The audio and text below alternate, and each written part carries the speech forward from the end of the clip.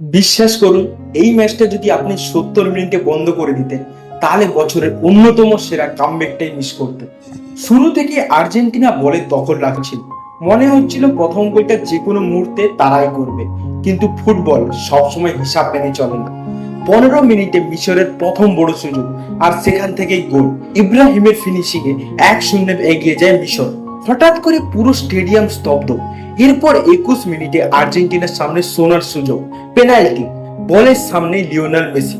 সবাই প্রায় গোল ধরেই নিয়েছিল, কিন্তু অবিশ্বাস্যভাবে সেই শট ফিরিয়ে দেয় মিশরের গোলকিপার।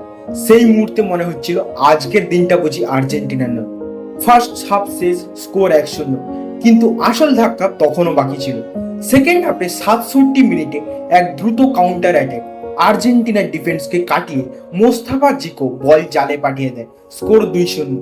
এবার সত্যি মনে হচ্ছিল সব শেষ। অনেক সমর্থক হয়তো তখন টিভি বন্ধও করে দিয়েছিল, কিন্তু চ্যাম্পিয়ন দলগুলো সবচেয়ে বিপজ্জনক হয়ে ওঠে যখন সবাই ভাবে তারা শেষ। 79 মিনিটে কর্নার থেকে মেসির নিখুঁত বল আর রোমারোর শক্তিশালী হেড, 2-1। গোলের পরে বোঝা যাচ্ছিল আর্জেন্টিনা হাল ছাড়েনি। মাত্র 4 মিনিট পর আবার আঘাত।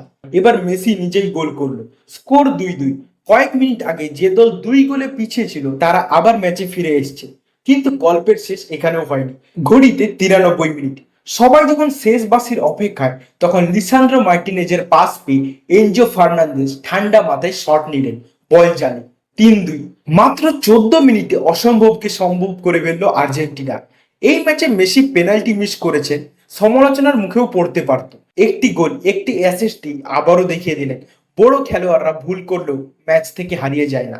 আর এই ম্যাচ আমাদের আবার মনে করিয়ে দিল ফুটবলে 90 মিনিট শেষ হওয়ার আগে কোনো গল্পের শেষ লেখা হয়নি। আর আর্জেন্টিনার এই কামব্যাক তোমাদের কেমন লাগলো কমেন্ট করে জানাও।